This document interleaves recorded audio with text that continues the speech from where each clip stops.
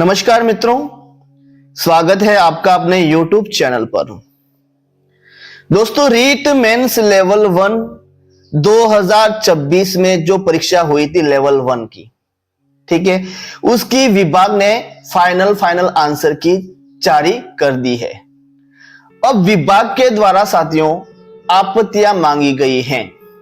तो आज की इस वीडियो में मैं बताने वाला हूं लेवल 1 में ऐसे कितने क्वेश्चन हैं जिस पर आपत्तियां लग चुकी हैं और आपको 100% गारंटी के साथ 100% गारंटी के साथ कह सकता हूं आपको बोनस अंक मिलेगा, 100% मिलेगा। ठीक है, तो यहां पर जो विभाग के द्वारा मास्टर पेपर जो अपलोड किया गया है प्लस विभाग के द्वारा जो ऑफिशियल आंसर की जारी की गई है, ये हमने पिछली वीडियो में सारी मैच कर दी। ठीक है भाई, वो वीडियो नहीं देखा है तो देख लेना, हमने पूरा का पूरा पेपर सॉल्व कर दिया है। जो विभाग के द्वारा जो आंसर की प्लस मास्टर पेपर जो अपलोड किया है, देखकर पूरा का पूरा पेपर सॉल्व कर दिया है। लेकिन बात ये आती है साथियों, ऐसे कितने क्वेश्चन हैं जिस पर कैंडिडेट ने आपत्तियां दर्ज की है। आज की इस वीडियो में पूरे 1 से लगाकर 150 क्वेश्चन देखेंगे और उस 150 में से ऐसे कौन से क्वेश्चन हैं जिस पर आपत्तियां दर्ज की गई है।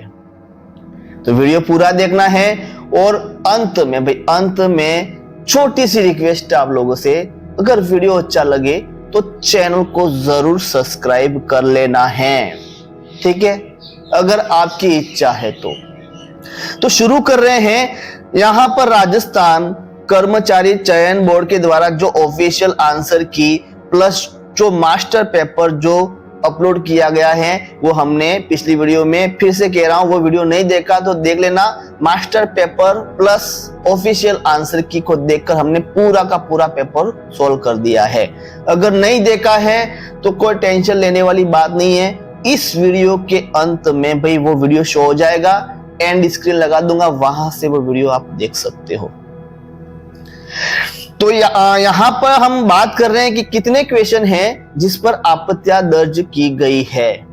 ठीक है, तो यहां पर देख लीजिएगा, सबसे पहला कथन है यहां पर पहला क्वेश्चन, भाई पहला क्वेश्चन है, इस पर तो कोई आपत्तियां दर्ज नहीं हुई है। पूरे 150 क्वेश्चन देखेंगे और हम बताएंगे कि आप लोगों को कितने क्वेश्चन पर आपत्तियां दर्ज हुई है।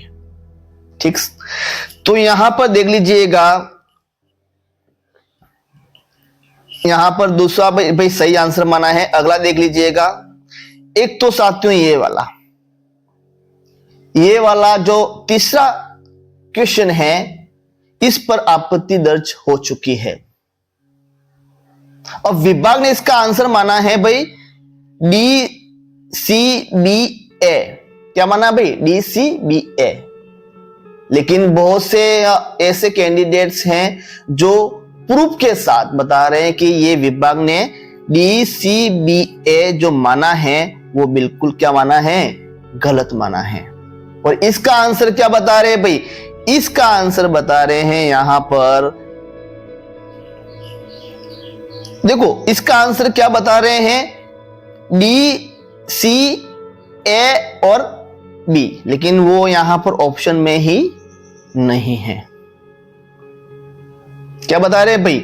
DCA और B, कहीं ऑप्शन में दिख रहा है भाई? तो ये क्वेश्चन पर आपत्ति लग चुकी है। ठीक है, आगे देखिए साथियों, बहुत से क्वेश्चन ने, पूरे 150 क्वेश्चन देखेंगे और फिर से कह रहा हूं वीडियो अंत तक देखना है आप लोगों को, ताकि पता चले कि आप लोगों को कितने बोनस अंक मिल सकते हैं। ये वीडियो के लास्ट में ही मैं आपको बताऊंगा, क्योंकि भाई एक क्वेश्चन 2 अंक का है। अगर मान लो 2 क्वेश्चन पर आपत्तियां लगती है तो 4 अंक होते हैं। मान लो 3 क्वेश्चन पर आपत्तियां दर्ज होती है तो 6 अंक मिलते हैं। अगर मान लो 4 क्वेश्चन पर आपत्तियां दर्ज होती है तो 4 दूने 8 अंक मिलते हैं। तो वीडियो देखना है पूरा का पूरा, उसके बाद मैं लास्ट में अंत में बता दूंगा भाई कि आपको कितने बोनस अंक मिलेंगे। ठीक है, लेवल 1 में। उसके बाद थोड़े नीचे आइए, यहां पर कोई ऐसा क्वेश्चन नहीं है जिस पर आपत्तियां दर्ज हुई है। सारे के सारे आंसर विभाग ने सही माने हैं। ठीक है,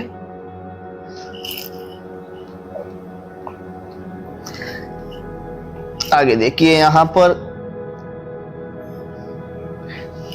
एक तो साथियों यहां पर ये क्वेश्चन जो है, यहां पर कहा गया है स्वानुभाविक शोध विधि कोई विधि नहीं है। स्वानुभाविक शोध विधि कोई विधि नहीं है, किंतु एक अभिवृत्ति है जो शिक्षण अधिगम प्रक्रिया के दौरान बनाई रखी जानी चाहिए।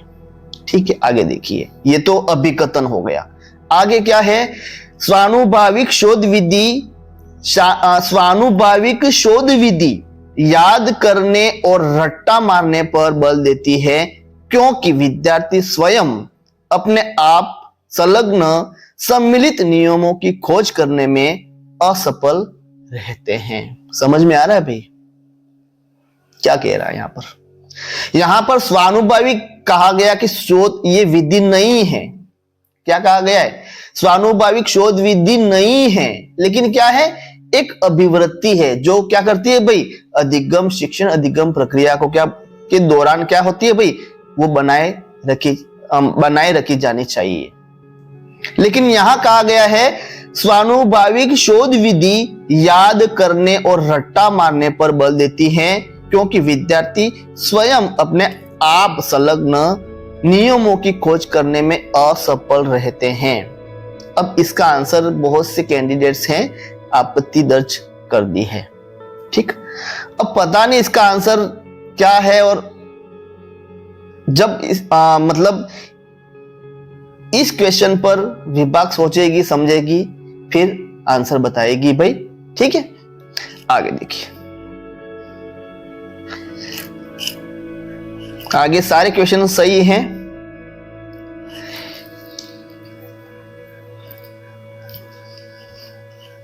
हाँ, ये भी सही है। आगे देखिए,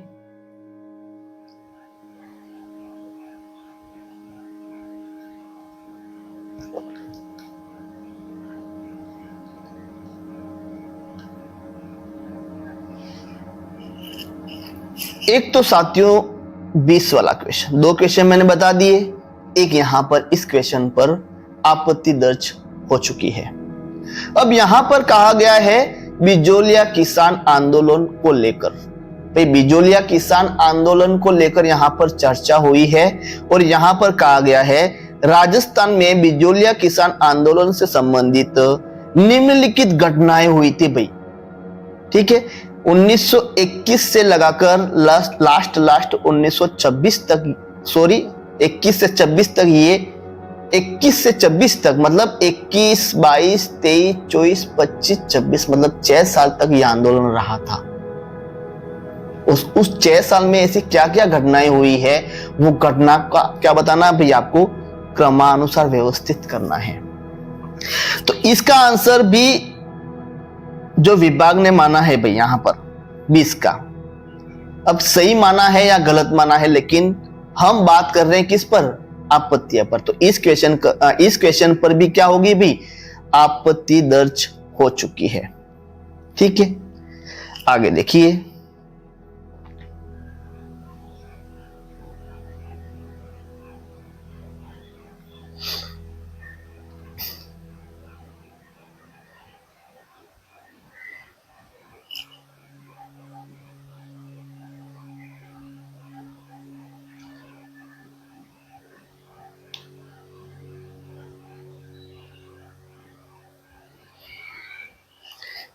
सत्ताईसवां क्वेश्चन है इंदिरा प्रियदर्शिनी योजना। ठीक है भाई, उसके बाद थोड़े नीचे आइए, यहां पर कितने क्वेश्चन पर बताइए भाई? मैंने 3 क्वेश्चन पर आपत्ति दर्ज हुई है। आगे देखिए,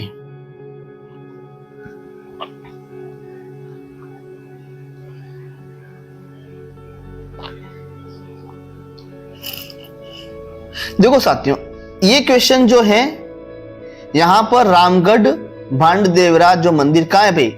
रामगढ़ भांडदेवरा मंदिर आपको पता है कहां है? 12 में है, सबको पता है। और 12 में साथियों अगर देखा जाए यहां पर कहा गया कि विशेषता क्या है।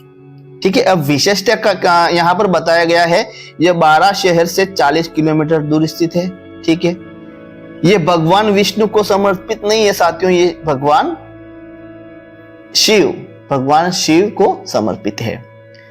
और राजस्थान का लघु खजुराहो, भाई बिल्कुल ठीक है, यह परवन नदी के किनारे स्थित है। अब विभाग ने इसका आंसर बी और डी, मतलब ये गलत है, मतलब ए और सी यहां पर सही आंसर माना, ए सी, ये वाला ए सी सही माना है। लेकिन मैं आपको बता दूं ये परवन नदी के किनारे है या नहीं है, बताइए दोस्तों, कौन सी नदी पर स्थित है ये रामगढ़ बनदेवरा, कमेंट्स बॉक्स में बताइए। देखो इस पर आपत्ति दर्ज नहीं हुई है, इस क्वेश्चन पर नहीं हुई है, लेकिन मैं आपको बता रहा हूं क्या परवन नदी के किनारे ये रामगढ़ बनदेवरा मंदिर स्थित है या नहीं है, कमेंट्स पे बताना आपको। भाई परवन नदी आपको पता है कहां है, 12 में है ना, और 12 में सिर्फ एक ही नदी है, कौन सी भाई, परवन नदी। तो आपको क्या बताना भाई, कमेंट्स बॉक्स में बताना है। आगे देखिए,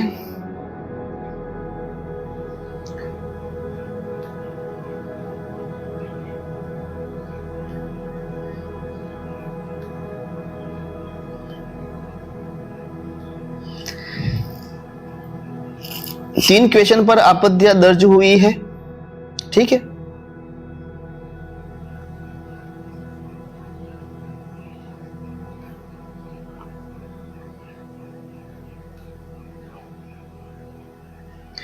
एक साथियों ये क्वेश्चन है, ठीक, राजस्थान में शरद ऋतु मध्य सितंबर से लेकर मध्य दिसंबर तक व्याप्त रहती है। शरद ऋतु सही है क्या?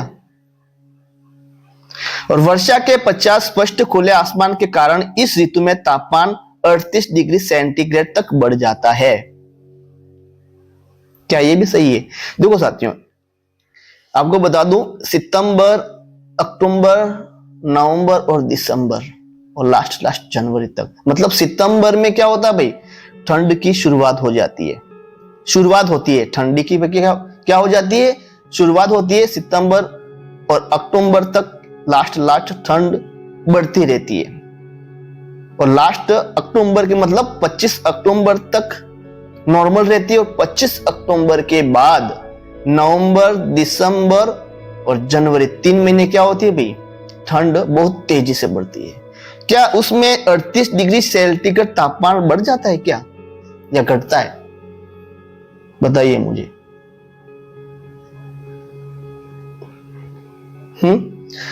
आगे देखिए, आगे देखिए साथियों,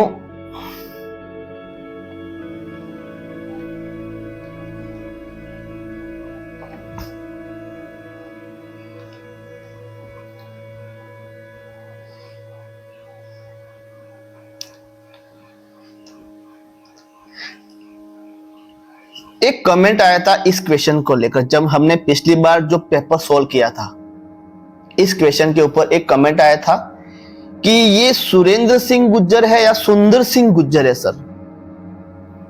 अब मैं खुद कंफ्यूज हो गया था इस क्वेश्चन को लेकर, क्योंकि सुंदर सिंह गुज्जर है भाई, पैरा ओलंपिक में सुंदर सिंह गुज्जर है, किसमें था भाई सुंदर सिंह, देखो अवनी लेखरा, देवेंद्र झांझड़िया और राज्यवर्धन सिंह राठौड़, और सुरेंद्र सिंह गुज्जर, यहां पर सुरेंद्र कहा गया है, लेकिन कमेंट आया था सर सुरेंद्र नहीं था, सुंदर सिंह गुज्जर था।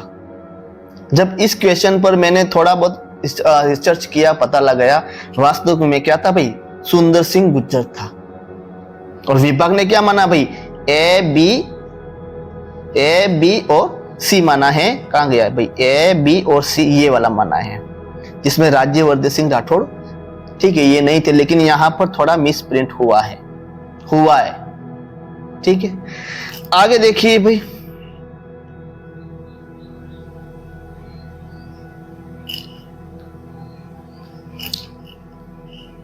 तीन क्वेश्चन पर मैंने बताया आपत्ति दर्ज, 2 क्वेश्चन पर ऐसे मतलब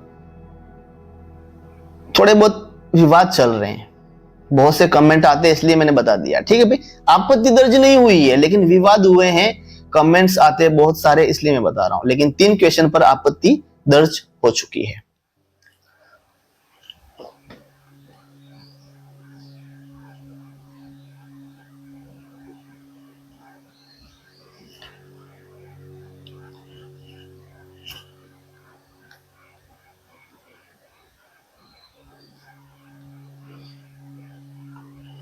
देखो फर्स्ट साहित्य में यहां पर ठीक है जो भी है,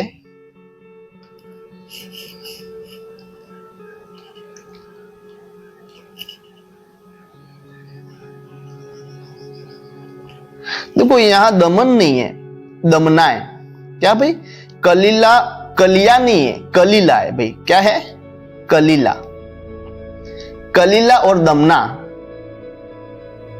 ठीक है। जो आपको बताना है फर्स्ट साहित्य से संबंधित, ये तो चलो गलत होगा, यहां पर बी सी जो भी है विभाग ने माना है, सही माना है इसका आंसर। एक क्वेश्चन ये है साथियों, नहीं नहीं यहां नहीं है, थोड़ा नीचे आइए, मैं बताता हूं आपको, थोड़े नीचे आए, यहां पर देखिएगा,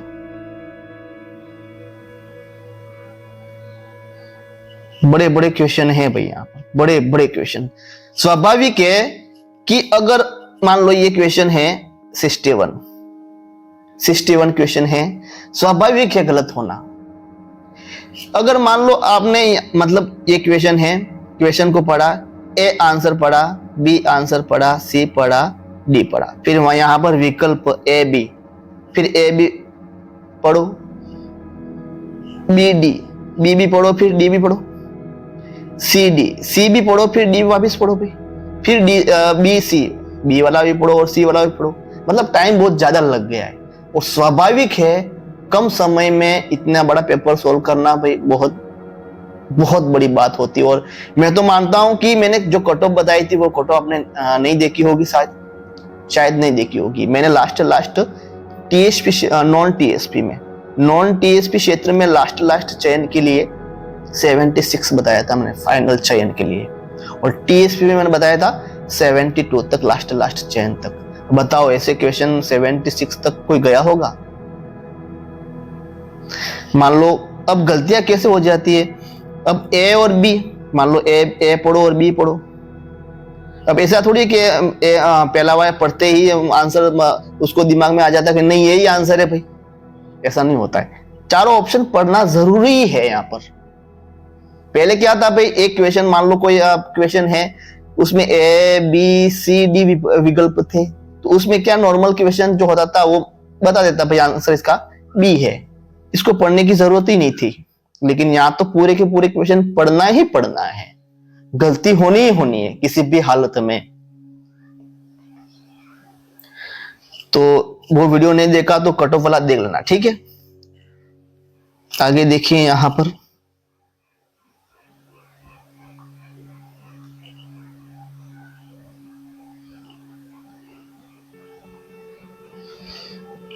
हाँ ठीक है, 1665 है,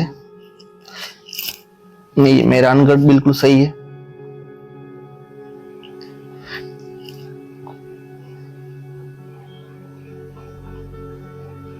यहां भी ये सही आंसर माना है।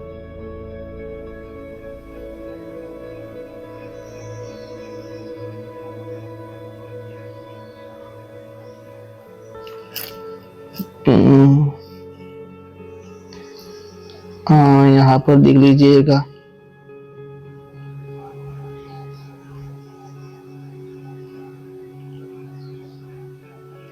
तीन क्वेश्चन पर आपत्ति लग चुकी है, ठीक है, 2 क्वेश्चन पर विवाद चल रहा है।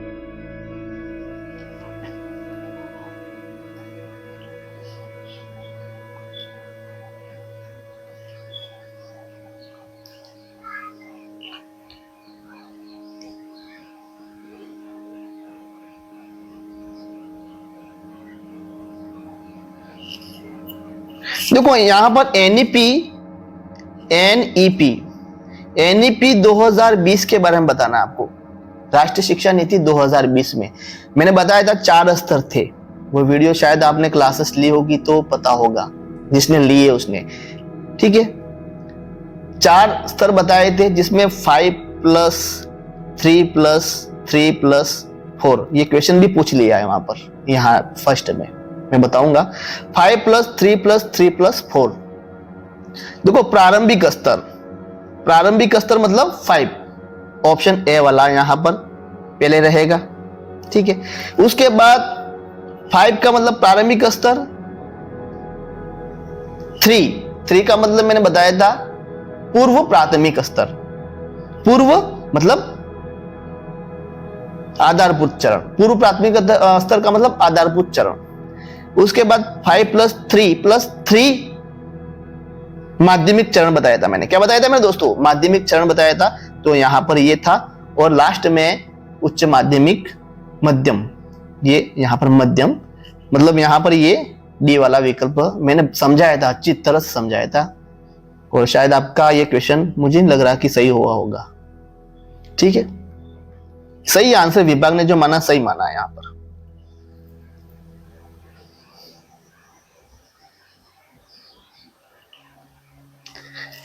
अब इसका आंसर बहुत से बता रहे हैं कि ढूंढाड़ी, नहीं भाई ढूंढाड़ी नहीं है, मारवाड़ी सही है। राजस्थान की सबसे अधिक प्रयुक्त की जाने वाली बोली कौन सी है? भाई राजस्थान में सबसे अधिक प्रयुक्त की जाने वाली बोली मारवाड़ी, बिल्कुल करेक्ट आंसर माना विभाग ने। और बहुत से बोल रहे ढूंढाड़ी पे नहीं है ढूंढाड़ी। ठीक है, ढूंढाड़ी नहीं है। ढूंढाड़ी जो है शायद आपने गलत पढ़ा होगा मेरे दोस्तों, आपने गलत पढ़ा होगा। ढूंढाड़ी भाषा जो है राजस्थान में, अगर मान लो क्वेश्चन ऐसा पूछा जाता कि राजस्थान में, सॉरी उत्तरी राजस्थान में मेरे दोस्तों क्या पूछा जाता, उत्तरी राजस्थान में प्रयुक्त की जाने वाली सबसे प्रयुक्त की जाने वाली बोली या सबसे प्रमुख बोली कौन सी है, तब ढूंढाड़ी होगा। उत्तरी मारवाड़ी में, उत्तरी राजस्थान में ये ढूंढाड़ी, यहां पर उत्तरी राजस्थान नहीं कहा गया है, या राजस्थान की बात हो रही है। उत्तरी राजस्थान का अगर मान लो पूछा गया होता तो उसका आंसर क्या होता भाई? ढूंढाड़ी होता। ठीक, आगे देख लीजिएगा।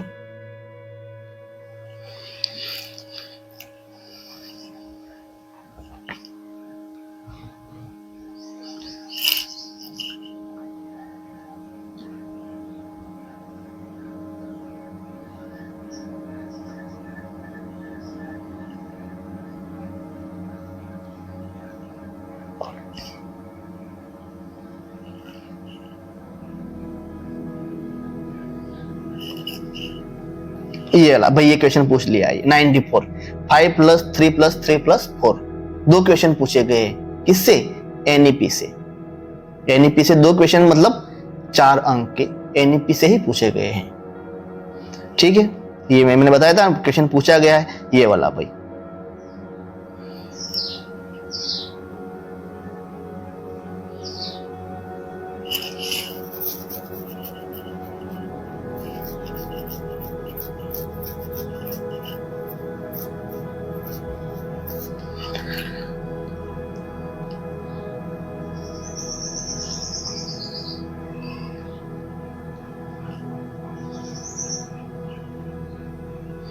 अब ये क्वेश्चन कौन सही कर सकता है बताओ मुझे? ऐसे क्वेश्चन पूछे गए हैं, मुझे नहीं लगता इस क्वेश्चन को किसी ने टच किया होगा, देखा ही नहीं होगा।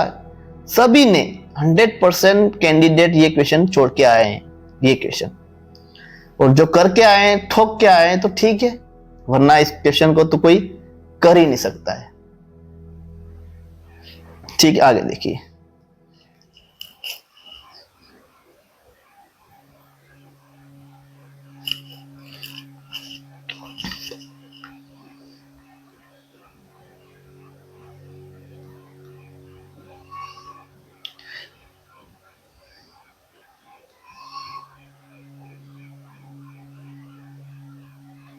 ऐसे ऐसे क्वेश्चन पूछे गए हैं। अब बोल रहे कि मैंने बताया था भाई 76 तक लास्ट नॉन टीएसपी में जाएगी। एक कमेंट आया था, इतनी सर कम थोड़ी जाएगी। अरे भाई आपके अच्छे अंक आ रहे हैं भाई, कोई बात नहीं, आपके अच्छे अंक आ रहे तो कोई बात नहीं, इसका मतलब ये नहीं कि आपके 102 नंबर आ रहे तो इसका मतलब ये नहीं कि 102 ही कट ऑफ जाएगी, ठीक है। तो अब ऐसे क्वेश्चन कौन सही करके आया होगा? कोई नहीं, क्योंकि यहां पर मैं बता दूं दोस्त, एक बी सी डी और ई वाला विकल्प भी क्वेश्चन के रूप में है, और फिर क्वेश्चन के रूप में यहां पर बताना है ई वाला, फिर ई अनुत्तरित वाला भी है, वहां समय फिर और भी समय भाई बर्बाद हुआ ना। यहाँ पर ई, मान लो ये क्वेश्चन आपने छोड़ दिया तो वहां ई विकल्प भरना पड़ेगा। बहुत से कैंडिडेट ऐसे हैं ई विकल्प तो भरना मिला ही नहीं है, और यहीं से ही बाहर हो गए वो, क्योंकि ये विकल्प गए ही नहीं है।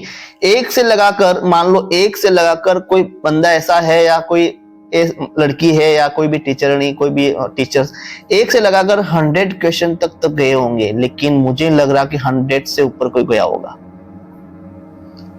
क्योंकि टाइम ही नहीं है। फिर ई विकल्प भी चॉइस करना होता है, फिर 1/3 नेगेटिव भी सामने है भाई, तो फिर कैसे मतलब कट ऑफ ज्यादा जाएगी? नहीं जाएगी, विश्वास रखिए नहीं जाएगी।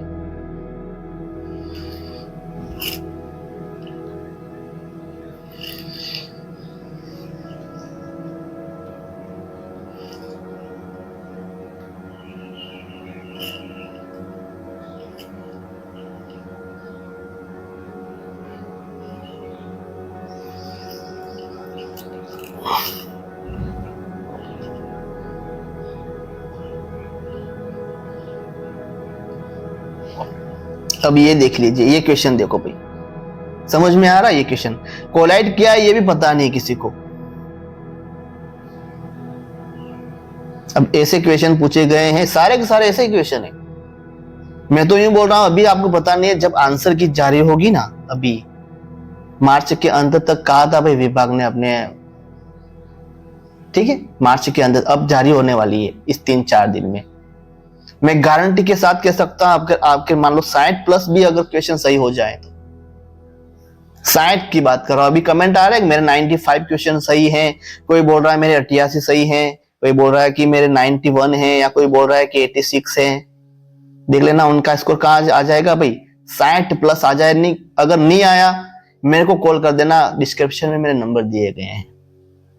अब ऐसे क्वेश्चन मतलब तुक्का मार के आए तो ठीक, वरना कोई कर ही नहीं सकता है।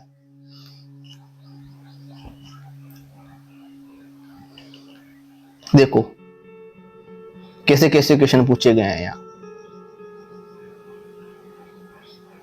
ये देखो।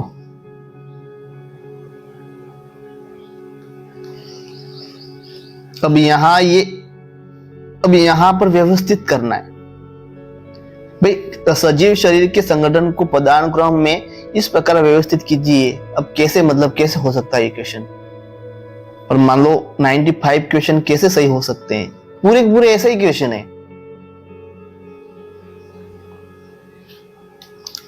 आगे देखिए, यहां पर इस क्वेश्चन पर भी आपत्ति दर्ज हो चुकी है। कुल कितने हो गए भाई? 4 क्वेश्चन। अब यहां पर बहुत से बोल रहे हैं कि राजस्थान के दक्षिण, देखो राजस्थान के दक्षिण और दक्षिण पूर्वी भागों में सागौन वन स्थित है। सबसे अधिक सागौन वन क्षेत्र वाला वन संभाग है। देखो साथियों, यहां पर अगर देखा जाए तो अभी फिलहाल बांसवाड़ा क्या हो गया भाई? संभाग बन गया है। फिलहाल क्या बन गया भाई? बांसवाड़ा एक, उदयपुर से निकलकर बांसवाड़ा एक अलग संभाग बन गया है। और बांसवाड़ा में पता है आपको, डूंगरपुर, बांसवाड़ा और कुछ प्रतापगढ़ के जिले इसमें शामिल किए गए बांसवाड़ा संभाग में। तो दक्षिण पूर्वी में एक ही जिला है बांसवाड़ा, लेकिन कुछ बता रहे उदयपुर। क्या बता रहे भाई? उदयपुर वन वाला संभाग पहले था मेरे दोस्तों, अभी वर्तमान में तो बांसवाड़ा संभाग बन गया, पहले उदयपुर संभाग था। ठीक है, तो इस क्वेश्चन पर आपत्तियां दर्ज नहीं हुई, लेकिन कमेंट्स आ रहे हैं इसका आंसर सी होगा, सी होगा, सी होगा। नहीं, बी ए ही होगा आंसर। विभाग ने माना, सही माना इसका आंसर।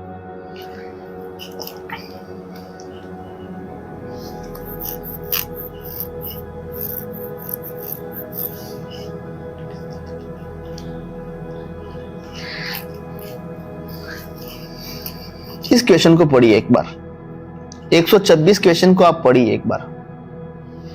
देखो नीचे 2 कथन दिए गए, एक तो विकर्तन और दूसरा क्या है, कारण।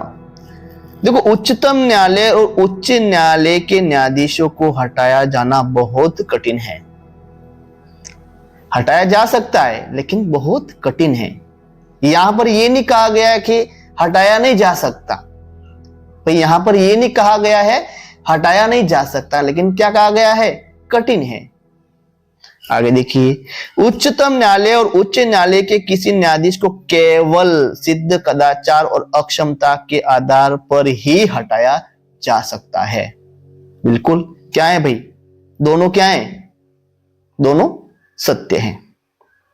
ए और आर दोनों सत्य और आर ए की सही व्याख्या है। ठीक है, अब विभाग ने इसका आंसर भाई क्या माना है, अभी मेरे को फिलहाल याद नहीं आ रहा है। आंसर की देख के मैं बताऊंगा इस क्वेश्चन का आंसर।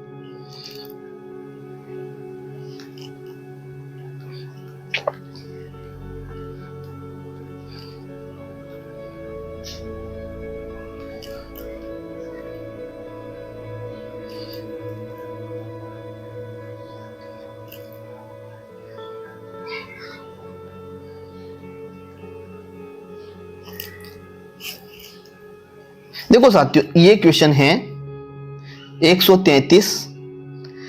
अब इस क्वेश्चन पर मैं बता दूं, विभाग ने क्या माना भाई, संवाद विधि माना है। क्या सही माना है इस क्वेश्चन पर आंसर? इसका आंसर क्या होगा भाई, इसका आंसर होगा भाषा प्रयोगशाला।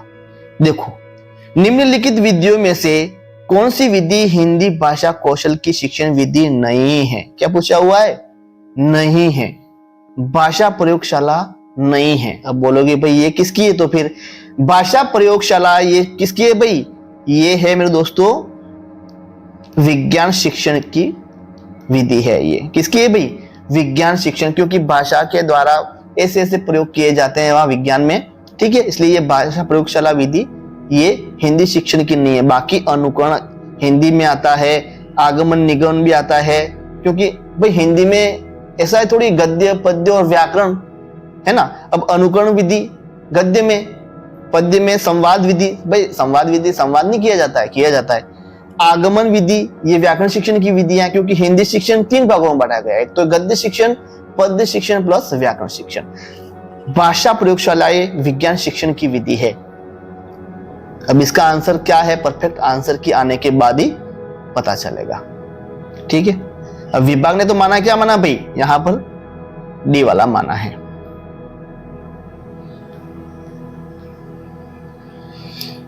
अब ऐसे क्वेश्चन पूछे यहाँ व्यवस्थित बताइए, कौन करके आया इस क्वेश्चन को, बताओ मुझे, वो भी सही सही कौन करके आया भाई इस क्वेश्चन को, मुझे कमेंट्स बॉक्स में बताओ।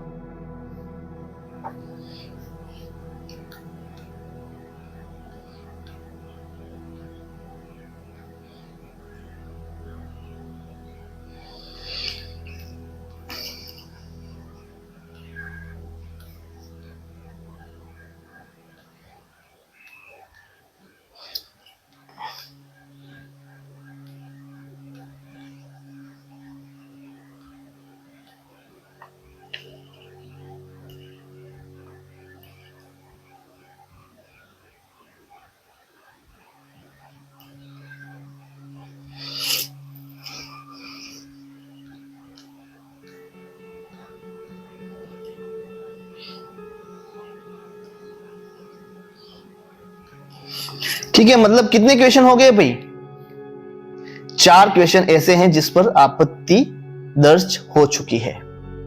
ठीक है, 2-3 क्वेश्चन ऐसे बताए जो विवादित है। क्या है भाई, विवादित है, क्योंकि प्रूफ मिलना कठिन है मेरे दोस्तों। ऐसे क्वेश्चन का प्रूफ कैसे मिलेगा? अगर मान लो आपके पास एनसीईआरटी की भी मान लो है, फिर भी आप नहीं ढूंढ पाओगे इस क्वेश्चन आंसर क्या है, और प्रूफ तो मिल ही नहीं सकता है, कितनी भी कोशिश कर लो। ऐसे आंसर की प्रूफ तो हो ही नहीं सकता आपके पास। अगर हो, आपके सामने भी हो, तो भी पता नहीं चलेगा क्या है भाई इसका प्रूफ।